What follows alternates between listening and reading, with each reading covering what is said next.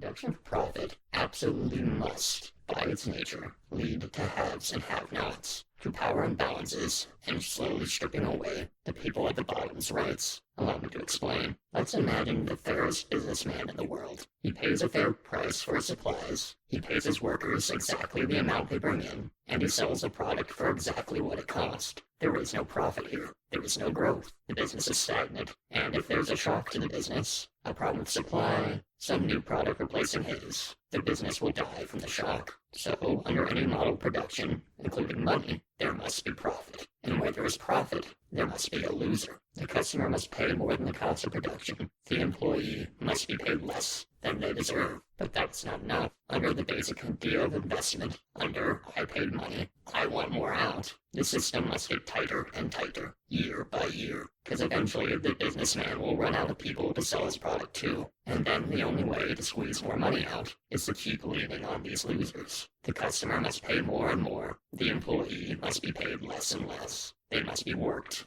ever harder to squeeze just a bit more out. But continue past that point to everyone around, and you'll realize something. Not everyone can win in this game, just by the nature of how it's made. If everyone downstream is paying a bit more, and a bit more, and a bit more, eventually you get to someone who can't afford it at all. And then you get to where we are now. A massive Ponzi scheme where the poor must exist for the rich to exist. And those at the absolute bottom are left to die. Because if you are treated fairly, their business will stagnate.